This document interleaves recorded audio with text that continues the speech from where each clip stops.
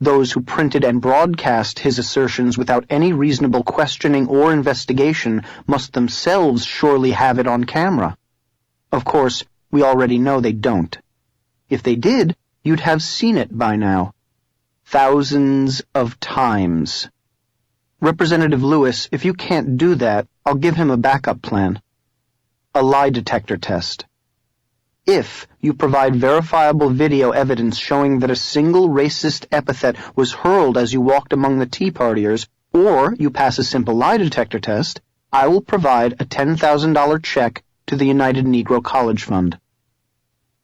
There was not one response. Predictably, we were 5 full news days into this major controversy, and there was still no evidence of such outrageous charges. In fact, the existing footage from that day showed members of the CBC walking through the crowd, never once moving their heads in reaction to any outbursts. Is it conceivable that all of them stoically walked by as the N-word was hurled at them 15 times, even as the media were holding up cameras, practically begging the crowd to do something awful? After my offer was mentioned on both the Sean Hannity Show and the O'Reilly Factor, I raised my offer to $20,000. A few days later, at the Tea Party in Searchlight, Nevada, I upped the ante to $100,000.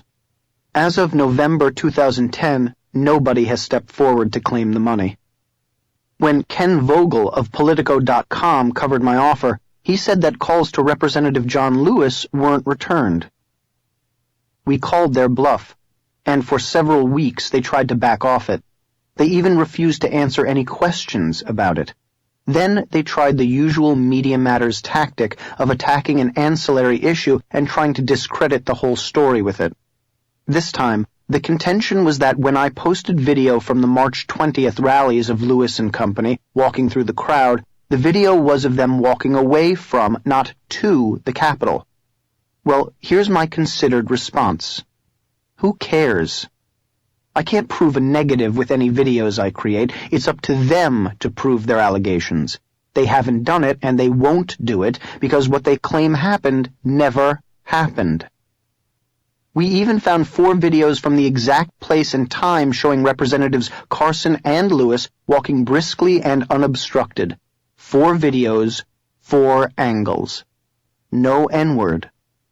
And even then, the congressmen and the media refused to take it back. It was an epic victory for truth and absolute proof that the media are the problem. But what if I hadn't offered the reward, or showed the 4 videos, and called them on it? How many more times would the left invoke these fake racism charges? Do they never learn? It failed with the Duke University lacrosse team, as it did with Professor Madonna Constantine and her faked noose incident at Columbia University, in which Constantine, under investigation by the university for plagiarism, attempted to misdirect and manufacture a hate crime by placing a noose on her own door. As it did with the Sergeant Crowley boner by Barack Obama, who reflexively suggested that a white police officer had behaved stupidly. The first Alinsky president was using surrogates in the press and in the Congress to split this nation into 2 hostile parties so he could puppeteer the have-nots against the perceived haves. The silence over the $100,000 challenge, though, was a tacit acknowledgement that the Congressional Black Caucus and Barack Obama don't have the stomach for doubling down. They got caught, pure and simple. But they'll try it again, which is when they must be challenged. Again. The other half of the strategy that was built into the N-word Capitol Hill walk was the desire to incite an overreaction or even violence.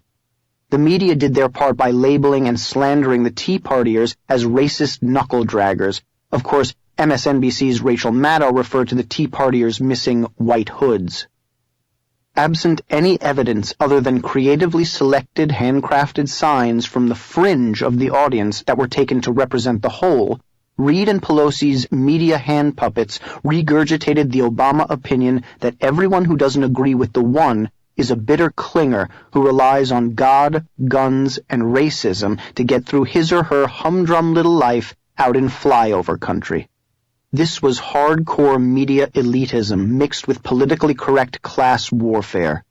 Pure Alinsky. Don't believe me? Think I'm a tad paranoid? A little story for you.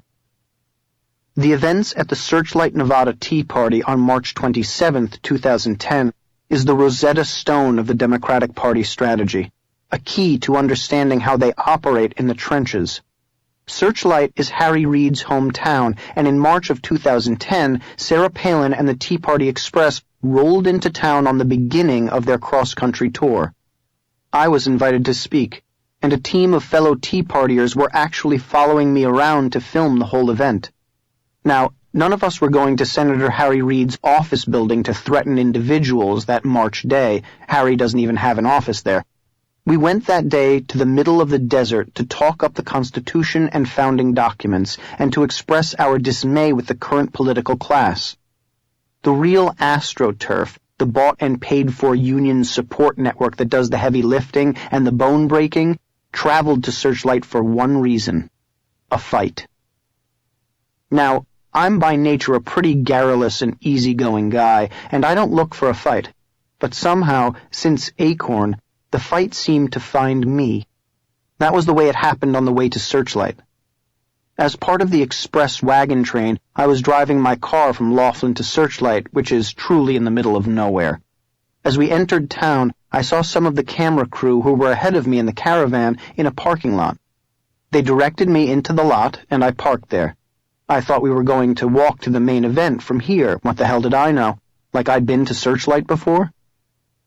Getting out of the car, I saw that among the crowds beginning to fill the area up were approximately 50 Harry Reid supporters holding up various union-printed placards. As it began to dawn on me that I might not be where I was supposed to be, I spotted a man who looked like Children of the Corn meets River's Edge holding up a sign that read, "Searchlight," and an arrow. Problem was, it seemed to be pointing away from where I thought we were headed. When I approached him and asked him about it, he told me with a leer that he was directing Tea Party people down the wrong road.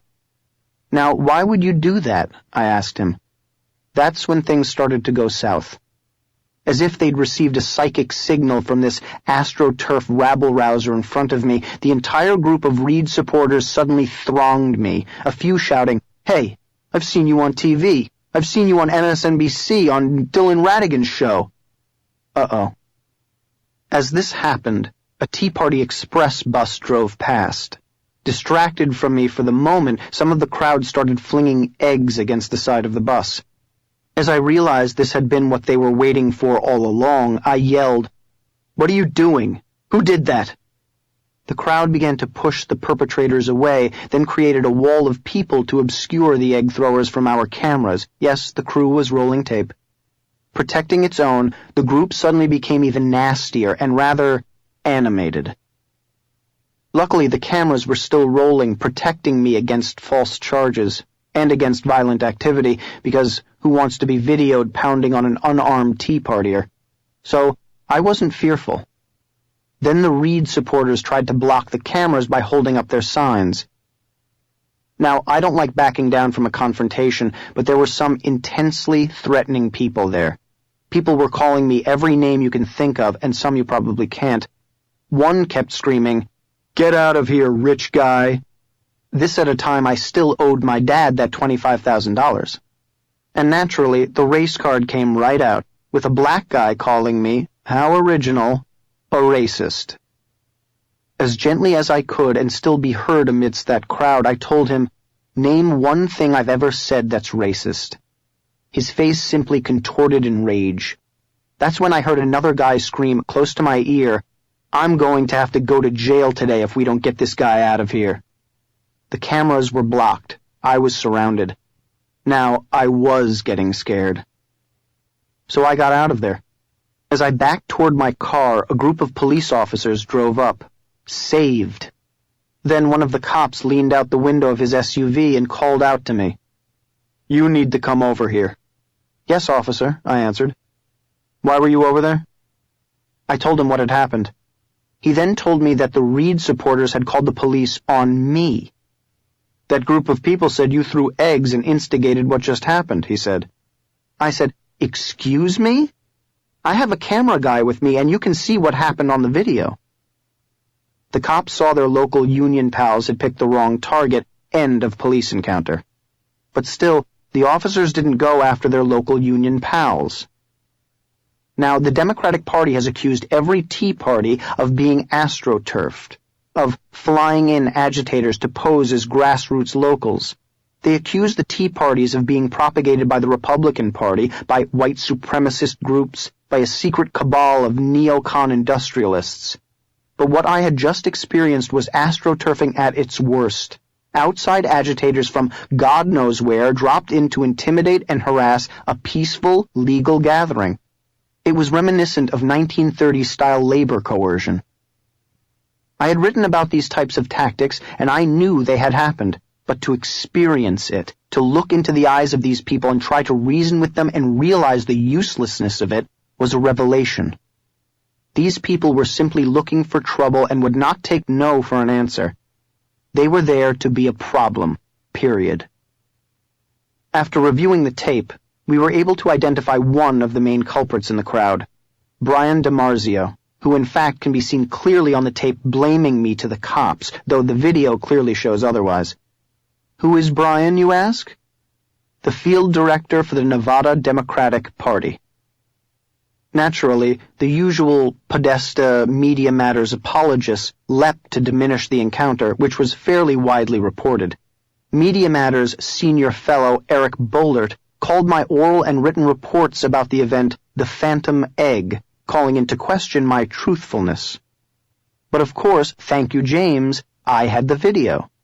It showed clearly that Harry Reid's little foot soldiers were not only there to misdirect traffic, they had also thrown the eggs and called the police. What childishness, what low-rent schoolyard nonsense. And it might have worked. I might easily have been arrested, and you can imagine how that would have played in the press.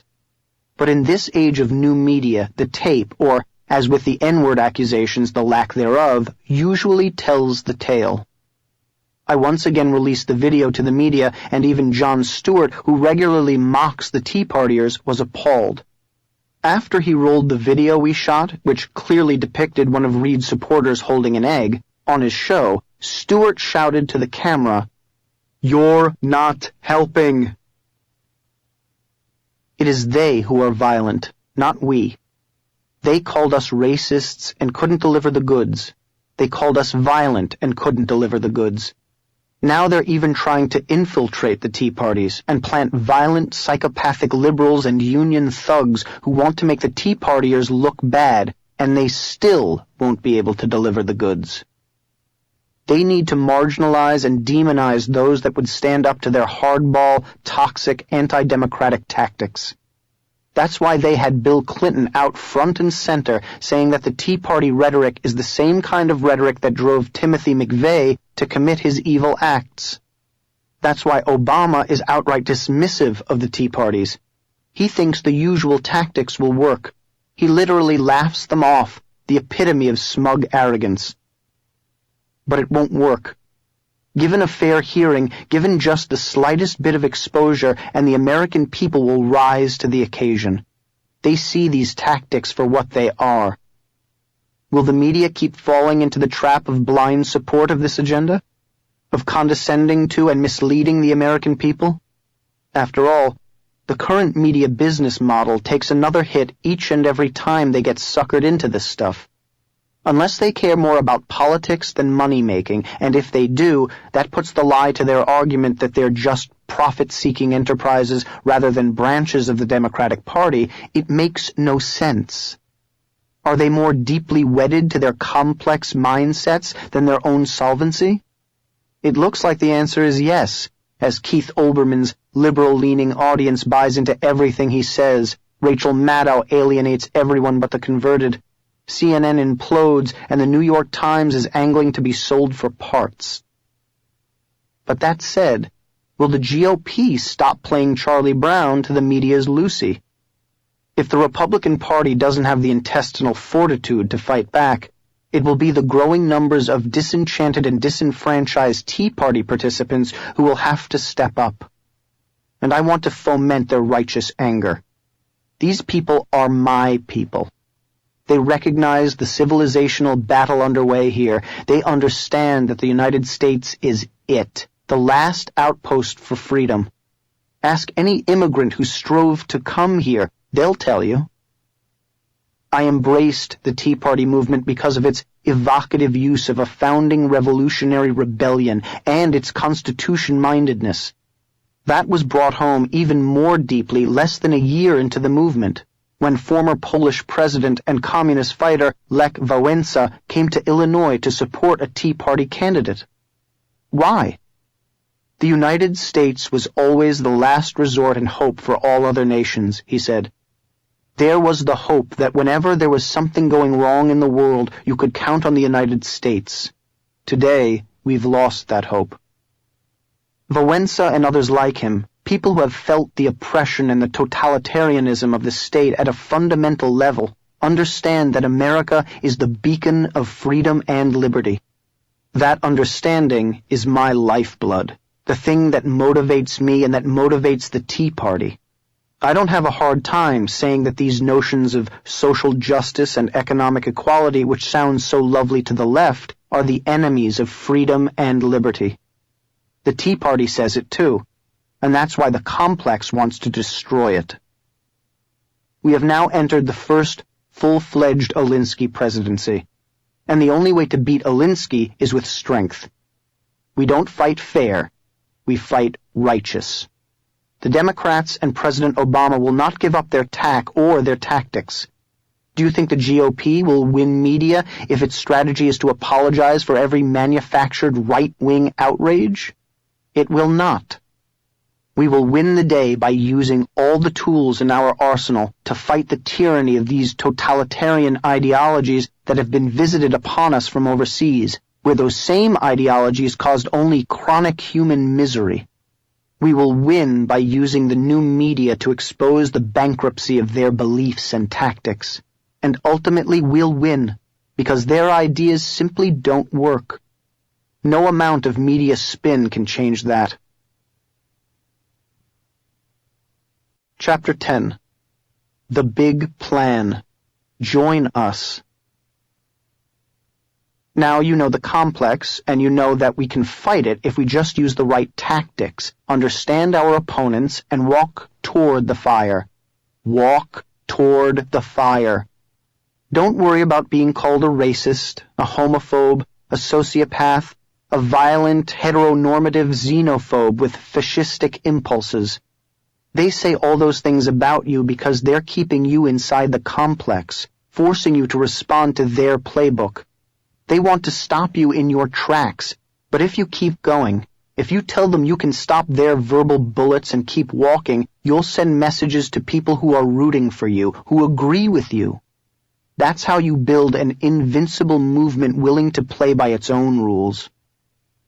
Here's how I'm going to get you in that game. Here's my plan. I spent years working as a team player, but at a certain point after watching other people take the risks and have successes and have failures, it became a personal imperative that I start sticking my neck out and emerging on my own. So after I left the Huffington Post and returned to Earth, I was determined to use my knowledge of the news cycle to create a brand, a media entity that could operate on a par with other news outlets, but which would use the new media to even greater advantage. Breitbart.com and Breitbart.tv did that. People inside and outside the news business know the Breitbart sites. They've heard of them, they use and return to them. They learned fast that we had the news wires and that we had the unique audio and video content. It wasn't enough for me. This isn't it, I told myself. This isn't going to define me, that I created a news aggregator, a generic media portal. The stage was set for the true Frankenstein monster to be unleashed. My ultimate goal became to take the news aggregation plus group blog model, build it up, and then implement my decade of new media experience to make it explode into a genuine alternative news source, to turn the new media into the media. And I knew how to do it. I knew the flaw with sites like the Huffington Post that my own sites could avoid. HuffPo's structural weakness was that it was built upon people who were writing on any subject under the sun, often repetitiously.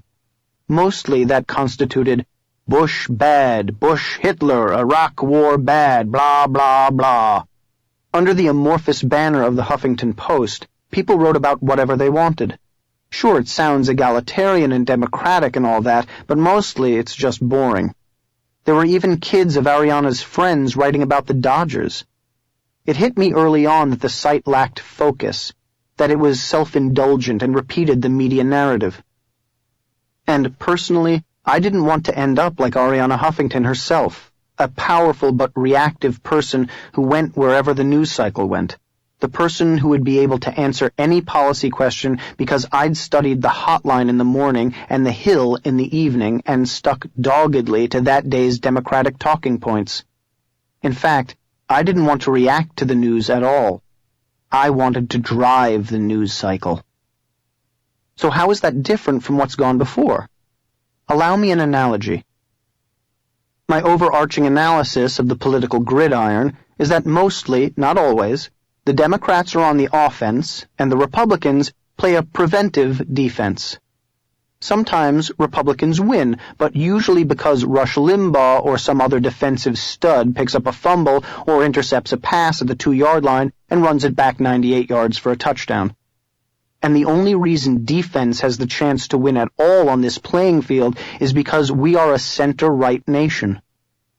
But we can no longer afford to hope defense wins us a ball game or two. The Democrats have the big three networks and major news dailies as their offensive line and a starting backfield of Hollywood celebrities and academia. Fortunately, however, the new media comes with rules that level the playing field. The virtual newsroom at my big websites, which you'll hear about shortly, is an exercise in no-huddle offense, where citizen journalists can call audibles and get in the game. And it has forced the Democrat media complex to finally play some defense. They've been caught off guard, and in the case of Acorn and elsewhere, the underdogs were able to upset the reigning Super Bowl champs. What we need is more heady quarterbacks and risk-taking coaches to take on the powerhouses of the left. We need the revealing stories, the gutsy whistleblowers, the unfiltered by the complex journalism. We need you. There is no reason not to play smash-mouth ball day in and day out on both the political and the cultural fronts. Because, don't fool yourselves, that's exactly what they do. It's the only way to break down the sclerotic news cycle they control, to get as many of us in the game as possible. On our side, to date, it's self-funded. While the Huffington Post has tens of millions of dollars to hire the best journalists in the world and to house itself in beautiful offices, we started the bigs out of my basement for pennies. The right still has massive systemic handicaps in its media battles with the left. I've dedicated my entire business model, my entire life, really, to creating a way to combat those systemic deficiencies. Over the next few years, the bigs will expand beyond Hollywood, television, film, music, journalism, media criticism, government, and peace, national security. We will take on education, tolerance, political correctness, and expand into Jerusalem, Middle East, EU, Old and New Europe, and beyond. The big picture goes beyond America because the world is also under attack by the same anti-free market, anti-individual liberty forces. It is not just a political war, it is a cultural war, and our audacious goal is to change the big narrative. Please, tell me it cannot be done. Yes, we're targeting the left, but we're targeting the right, too, and they know it. With the launch of each new big site, the conservative establishment is learning that this model works, that there's stature to be gained from associating with the bigs.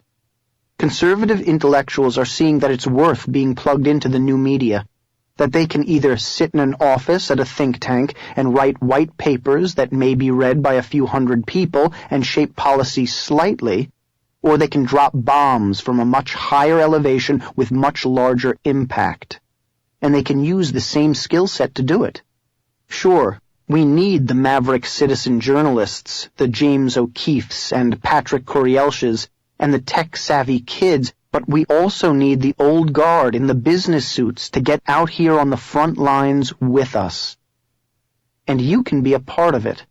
Grab your digital recorder, grab your BlackBerry or your iPhone. It's time to join the fight. Because the complex is in big trouble. Epilogue. Looking ahead. In early October 2010, I flew to Houston to speak at a tea party. This one took place at a well-to-do planned community called the Woodlands. While there were about 5,000 people in attendance, there was no media coverage. If the media couldn't say something mean about the tea party, they wouldn't say anything at all about it. But by this time, the Tea Party had successfully defended the attacks by the media and the Democratic Party, and it would become the machine that would radically alter the American political landscape on Election Day 2010. What had started exclusively as an anti-intrusive, limited government political movement had naturally evolved into something more all-encompassing and cultural. With Tea Partiers stealing from the left-wing playbook, though it's tragic that it took us so long to figure out it was all Alinsky, conservatives had begun to learn the value of showing up, being vocal, and acting local. The American bourgeoisie was finally having its 1960s counter-revolution, and with a month left before the midterm election, people were starting to have fun. I gave my maiden speech to the Tea Party on the off main stage event at the nationwide Tax Day 2009 Tea Party Palooza in Orange County, California, which is 40 traffic-laden miles from my home. Not getting the choice Santa Monica Pier Tea Party gig, a mere 5 traffic-free miles from my home, turned out to be a blessing. Getting away from my comfort zone and my zip code set me on a course to see firsthand how the American spirit was still alive.